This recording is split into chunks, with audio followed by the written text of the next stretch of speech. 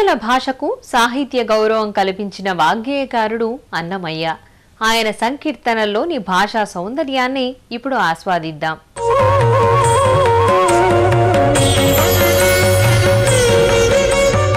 తెలుగు పదభారతికి వెలుగు హారతులెత్తి తన అపూర్వ భావ సౌందర్యంతో తన సంకీర్తన నవ్యగీతికలతో భాషా ప్రవర్ధమానానికి కృషి చేసిన సాహితీ శిరోమణి తాళ్లపాక అన్నమయ్య.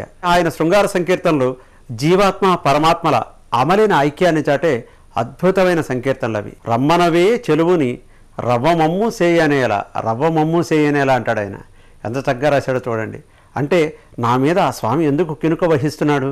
రవ్వమమ్ము సేయనేలా తమ్మి పువ్వుల వాట్లు తాకుదాకాన, తమ్మి పువ్వుల వాట్లుట.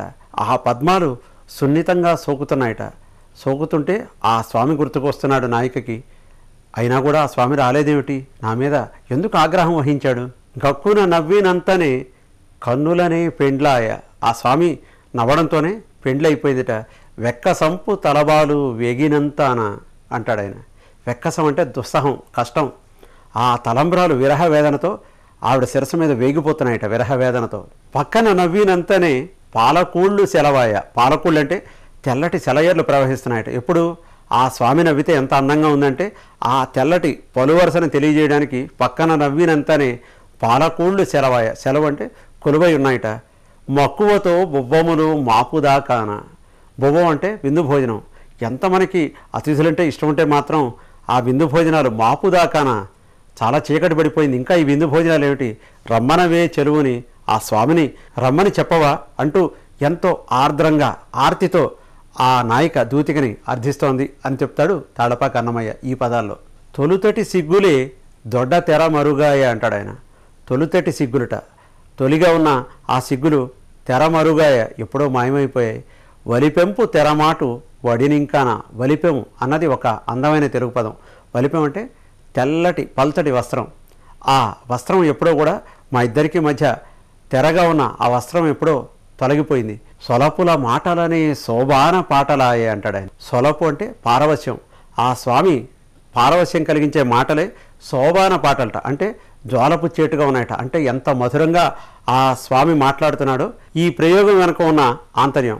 అలాగే చలివాసే పేరటాండ్ల సందడింకానా అంటాడు ఆయన. చలి వాసింది అంటే బాగా చలి ముదిరిపోయింది, అంటే చీకటి పడింది. పేరటాండ్ల, పేరటాండ్లు అంటే పేరంటారు.